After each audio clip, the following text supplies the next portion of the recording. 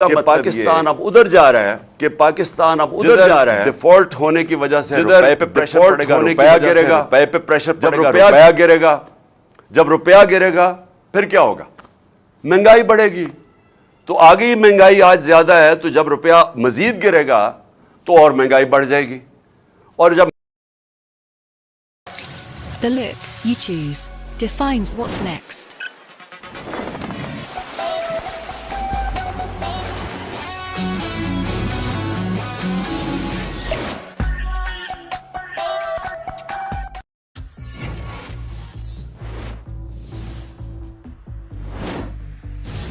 اسی طرح میں آپ کو بتانا چاہتا ہوں کہ آج زراعت میں کیا ہو رہا ہے جو ہماری آبادی ہے دیہات کی آبادی اور تقریباً ہماری ایک تقریباً آدھی آبادی بالکل زراعت کے اوپر گزارا کرتی ہے تو میں یہ آج آپ کو ذرا زراعت کی جو میں نے حکومت کی ایک کمیٹی ہے فائنانس کمیٹی آن ایگریکلچر میں ذرا اس کی رپورٹ دینا چاہتا ہوں کہ انہوں نے اب وہ کیا کہہ رہے ہیں اسی طرح میں آپ کو بتانا چاہتا ہوں وہ کہہ رہے ہیں کہ اس سال کہ آج زراعت میں کیا ہو رہا ہے جو کپاس ہے جو ہماری آبادی 25% کم ہوگی دیہات کی آبادی اور تقریباً 25% کپاس ہماری کم ہماری ایک مکئی 3% کم آدھی آبادی بالکل گنا زراعت 8% کم کرتی ہے تو میں یہ آج آپ کو ذرا جو پھر ہمارے لیے حکومت کی ایک کمیٹی ہے فائنانس کمیٹی فکر کی چیز ہے وہ یہ میں ذرا اس کی رپورٹ دینا چاہتا ہوں کہ انہوں نے اب وہ کیا کہہ رہے ہیں چاول 40% وہ کہہ رہے ہیں کہ اس سال کہ آج زراعت میں کیا ہو رہا ہے کپاس 7% جو ہماری آبادی اور یہ ہے ہماری اپنی گورنمنٹ کی فائنانس کمیٹی آن ایگریکلچر اب یہ کیوں ہوا ہے یہ کیوں کم ہو رہی ہیں یہ اس لیے کم ہو رہی ہیں کہ اب ذرا آپ کو میں قیمتیں بتاؤں کہ ٹریکٹر کی پچھلے 5 مہینے میں جو ٹریکٹر کی سیل ہے وہ 45% کم ہو گئی ہے اور پھر جو ڈی اے پی ہے ڈیپ ہے جو کہ کھاد ہے ایک وہ 75% کم ہو گئی ہے یوریا کھاد 8% کم ہو گئی ہے پوٹاش کھاد 85% کم ہو گئی ہے ڈیزل جو لوگ کسان خرچ کرتا تھا 22% کم ہو گیا یہ کیوں ہوا ہے ان کی قیمتیں بڑھ گئی ہیں کیونکہ جو کسان استعمال کرتا ہے جو چیزیں جس کی وجہ سے پیداوار بڑھتی ہے یوریا ڈیزل کھادیں ان ساروں کی قیمتیں بڑھ گئی ہیں کیونکہ ان کی قیمتیں بڑھ گئی ہیں ہمارا اس وقت زراعت کے اندر یہ جو میں نے فصلیں بتائی ہیں یہ ساری ان کی جو پیداوار ہے وہ کم ہو گئی ہے اور یہ زراعت کا حال ہے دوسرا انڈسٹری ہم جب چھوڑ کے گئے تھے تاریخی انڈسٹری آگے بڑھ رہی تھی 27% آج وہ گر کے آ گئی ہے 7 مہینے کے بعد 1% پہ تو جب انڈسٹری بھی نیچے آ رہی ہے زراعت بھی نیچے آ رہا ہے تو دولت میں تو اضافہ ہو نہیں رہا پاکستان کے بلکہ دولت کم ہوتی جا رہی ہے اور جب دولت کم ہوتی جائے گی تو قرضوں کی قسطیں کدھر سے واپس کرنی ہے اب یہ سوچنا ایک گھر ہے گھر کے اوپر قرضے چڑھے ہوئے ہیں گھر وہ قرضے کیسے اتارے گا آمدنی بڑھا کے اتارے گا جب وہ گھر کے سارے لوگ مل کے اپنی آمدنی کے اندر اضافہ کریں گے تو وہ اضافائی آمدنی کے ذریعے وہ قرضوں کی قسطیں واپس کریں گے تو اگر گھر کی آمدنی کم ہو جائے وہ کیسے قرضے واپس کرے گا اور جب وہ قرضے واپس نہیں کرے گا دنیا قرضے نہیں دے گی دنیا قرضے نہیں دے گی تو ہمارا سب سے بڑا جو پھر سے میں کہہ رہا ہوں خطرہ ہے روپے پہ پریشر پڑے گا روپیہ کمزور ہوگا جو ہوا ہے ان کے دور میں روپیہ تاریخی گرا ہے تو روپیہ جب گرتا ہے تو ساری چیزیں مہنگی ہو جاتی ہیں تیل ڈیزل بجلی یہ سب جب روپیہ نیچے جائے گا یہ مہنگے ہو جائیں گے اور یہ مہنگائی جتنی بڑھتی جائے گی غربت بڑھتی جائے گی تو پہلے زراعت کا میں نے آپ کو بتایا میں نے انڈسٹری کا بتایا آپ کو کہ وہ نیچے آ گئی ہے اس کا مطلب بے روزگاری بھی بڑھ رہی ہے مہنگائی بھی بڑھ رہی ہے 50 سال میں سب سے زیادہ مہنگائی ہوئی ہے اب عموماً تو حکومت کو فکر کرنی چاہیے حکومت کی تو سب سے زیادہ زور لگنا چاہیے کہ جو معاشی بحران آ رہا ہے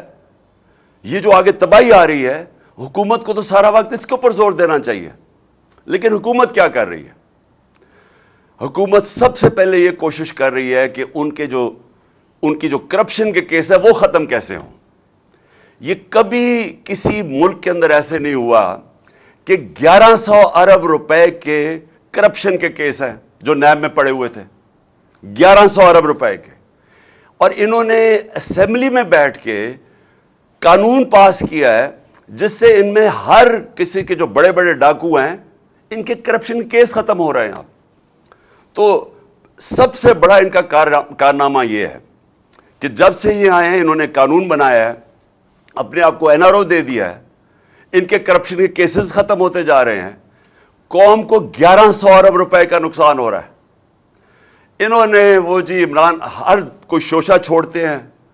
وہ صرف وہ ہوتا ہے کہ ایک ان کی جو چینل ہے جیو اس کے ساتھ مل کے پروپیگنڈا کرتے ہیں کہ جی وہ گھڑی ہے، وہ گھڑی کے اوپر تو میں یہ کہہ دوں کہ میں ان کو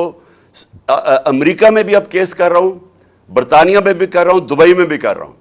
اور میں وہ اس لیے کر رہا ہوں کہ وہاں تیزی سے کیسز ہوں گے، اور انشاءاللہ یہ میں ان کو ایکسپوز کروں گا کہ یہ جو اب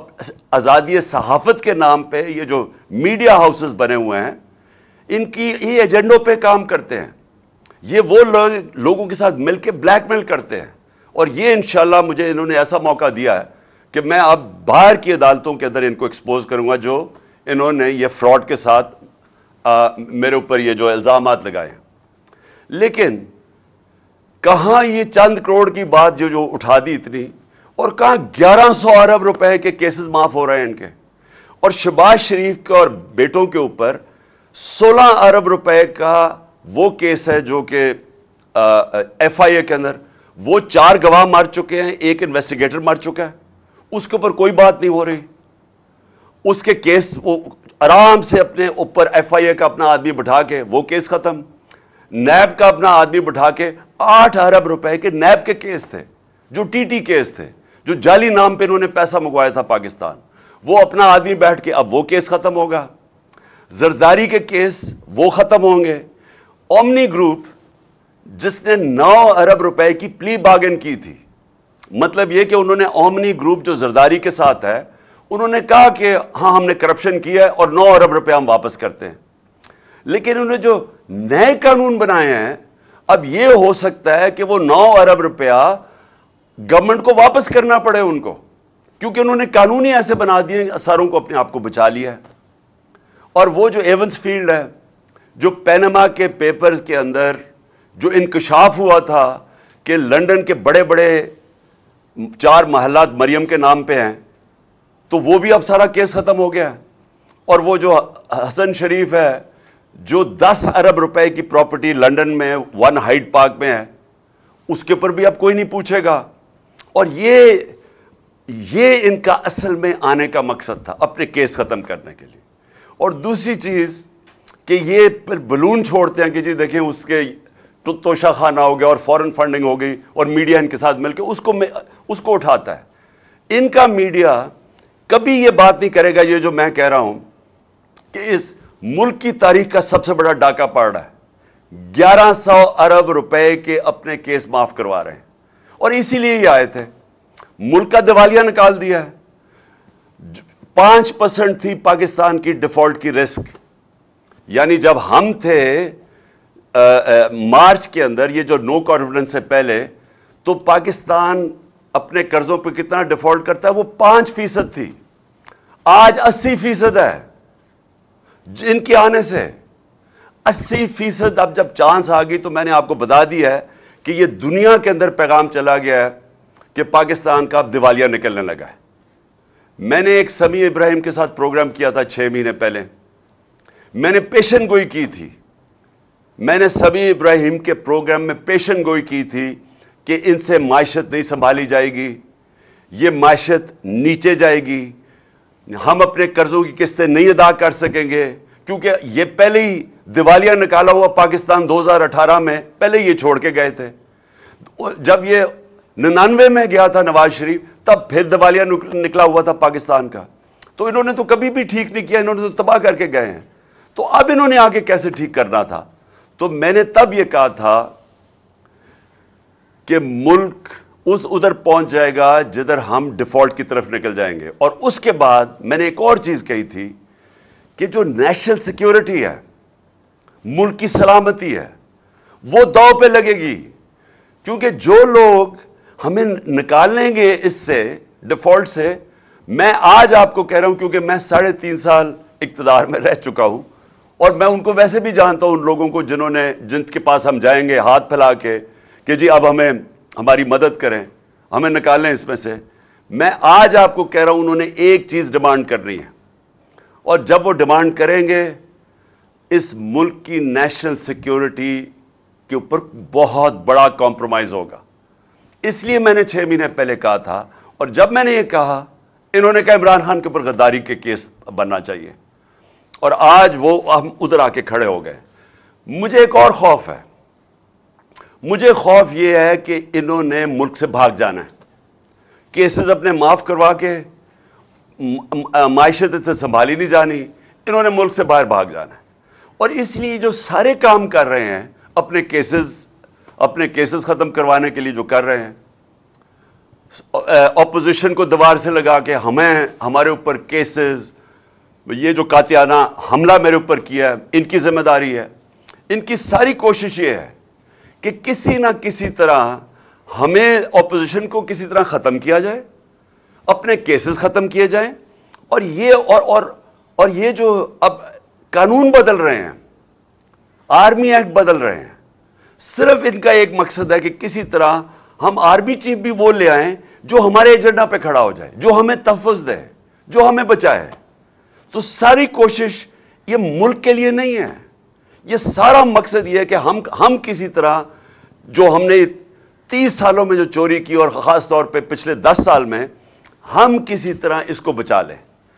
میں نے جب میں پرائم منسٹر بنا تھا، میں نے پہلے دن اپنی قوم سے جب خطاب کیا تھا، میں نے یہ ایک چیز کہی تھی کہ ان کے مفادات اور پاکستان کے مفادات دونوں تضاد میں ہیں، اگر یہ رہ گئے یہ پاکستان کو نقصان پہنچائیں گے،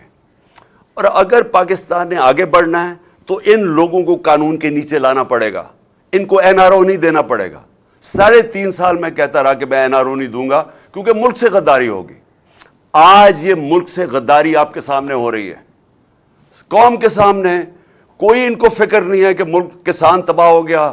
انڈسٹری بند ہو گئی، بے روزگاری بڑھ گئی، 50 سال میں سب سے زیادہ مہنگائی ہوگی۔ یہ ان کا کنسرن نہیں ہے، ان کا صرف یہ مقصد تھا کہ پہلے یہ ان کے کیسز ختم ہوں، اس کے بعد اپوزیشن کو کسی طرح ختم کیا جائے، اور پھر ان کا کبھی مقصد آرمی چیف کو اپنا آرمی چیف لانے کا یہ نہیں ہے